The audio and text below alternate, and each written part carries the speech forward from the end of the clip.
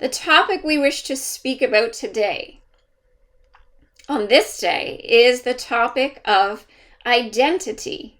Identity. For it is when you truly know and understand your true identity that you begin to align with the source energy within you, for your true identity is source energy. The issue is that you are not always aware of yourself as an emanation of source. And we would say that that is the main cause of suffering. When you fail to recognize who you are as an emanation of source, as a creation of divine intelligence, then suffering begins to emerge in your experience, for you forget how to align your mental energy, your mental construct, with that which is the true you, that which is source energy, that which is your authentic self. And what happens instead is that you begin to align your mental construct, your thought forms, your belief systems with your little human, as you have referred to it, your ego mind, your human mind, your lower mind, if you will. So you begin to align your thought forms and your mental energy with this aspect of yourself, which we would say is more of an illusory aspect. This isn't the true you. This is an experience that the true you is having, but it is not the true you. The true you is source energy, an emanation of source, and as such you carry within you a holographic imprint or impression of all the qualities of source energy. Intelligence, beauty, peace, love, joy, all of these qualities exist within you. They are not outside of you. But you're suffering from what we would say is forgetfulness, a forgetfulness of who you truly are.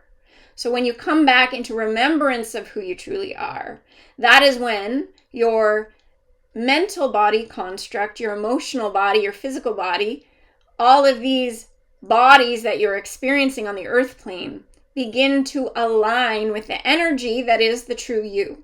So we have spoken before about your ability to witness and feel through the emotional charges held within your energy field.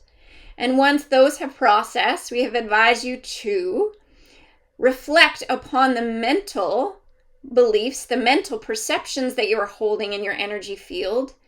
And from that observer perspective, which is the source perspective, begin to take an inventory of those mental perceptions and decide whether or not those perceptions are in harmony with the true you. And so this is again what we are saying. However, we're saying it in a different way, in the sense of begin this process by remembering who you are as the observer, as the soul, as the eternal consciousness that existed before this little human was born, before this human body, before this human personality, before this mental construct. You existed before any of those things came together to create what you have thought of as you.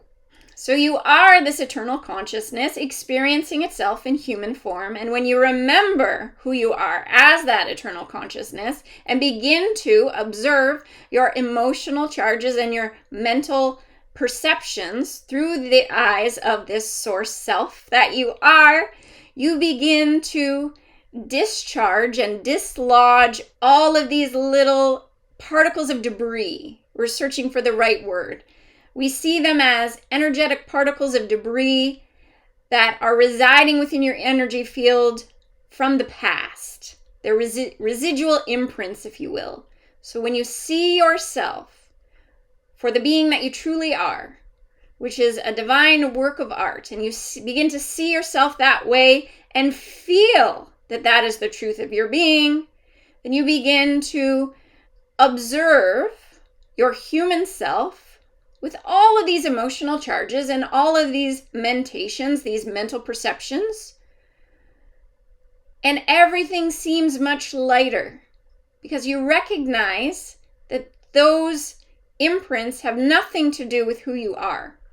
Those imprints don't define your identity, if you will.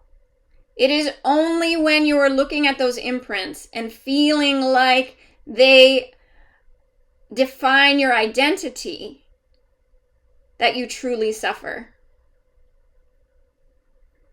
So this is why this week we have inspired Karen to create this meditation about anchoring yourself as the observer of the contents of your consciousness, so that you may be able to separate your identity from the thought forms and from the emotional charges associated with those thought forms back into the seat of your true self, which is this soul self, this higher self, this unconditioned consciousness, this eternal being that is the true you.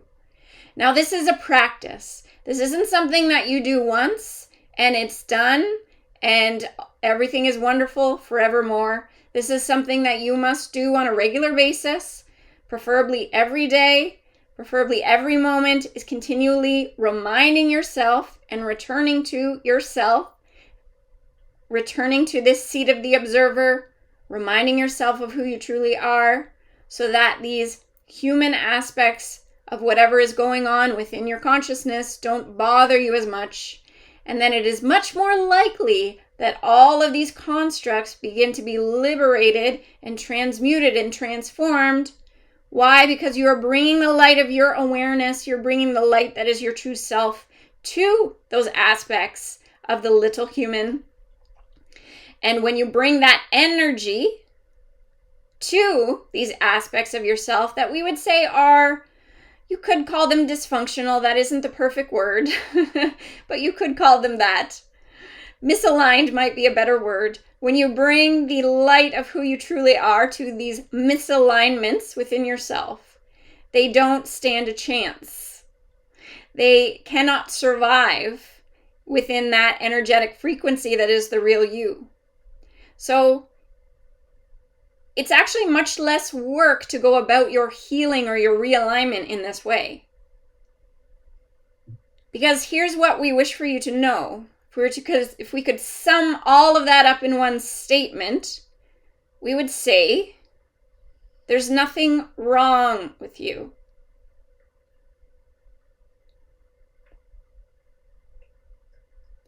There's nothing that needs to be fixed.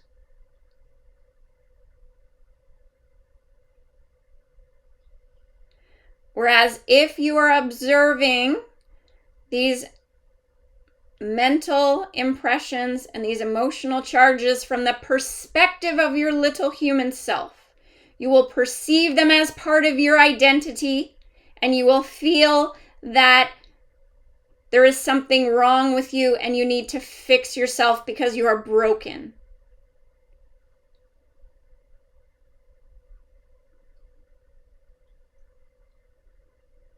And so what we are suggesting you do is refocus your attention on who you truly are.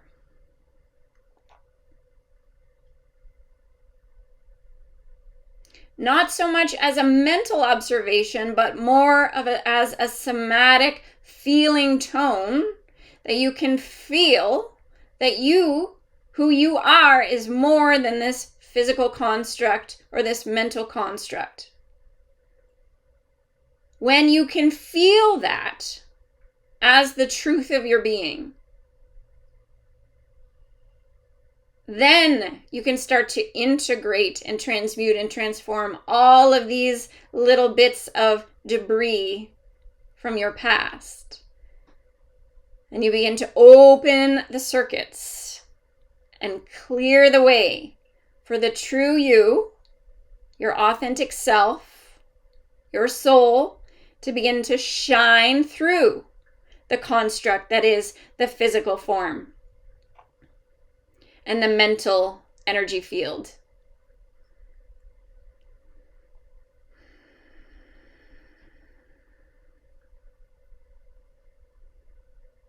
It is a bit of a different way of going about this process of healing, this process of realignment, this process of ascension. Again, keep in mind that the only thing that is happening here is you are realigning your little human,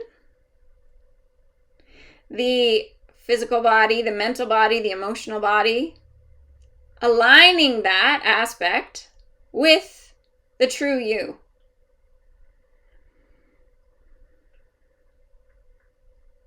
So remembering who you truly are is the beginning of this process, or we would say the most effective way to begin this process.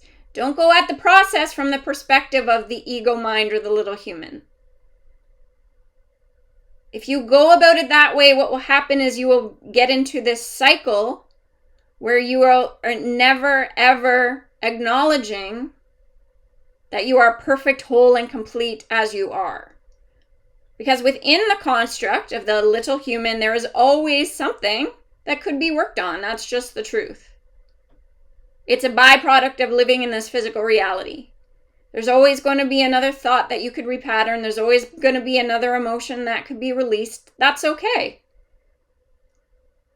That doesn't mean, though, that there is anything wrong with who you are. That doesn't mean anything in terms of your identity. Your identity is that you are a divine masterpiece, a divine work of art. So in this moment that you are listening to us speak, you are perfect, whole, and complete.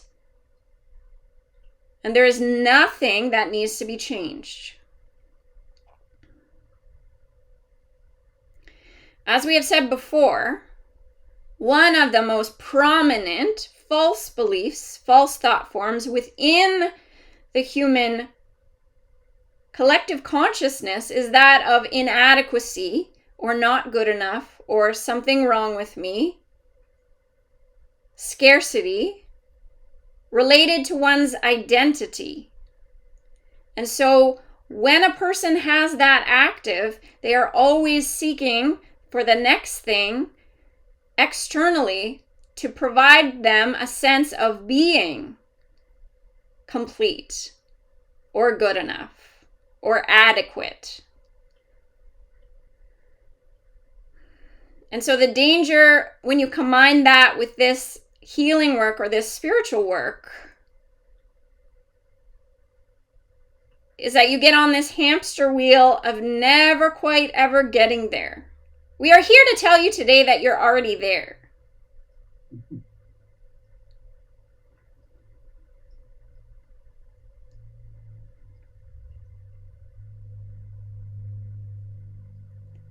And so your work is to tune in to the aspect of yourself that is already there. And begin to let that energy start to fill your consciousness, your awareness, your physical body, your physical life circumstances.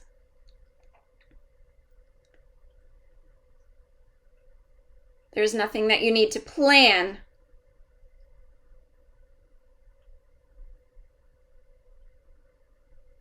There's no goal that you need to reach.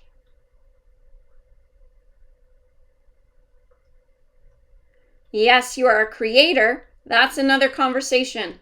But what we're saying today is that begin with the knowing that in this moment you are perfect, whole, and complete, and begin to tune in to that aspect of yourself that is perfect, whole, and complete. It's not the human construct. It's the eternal consciousness that is expressing itself through the human construct.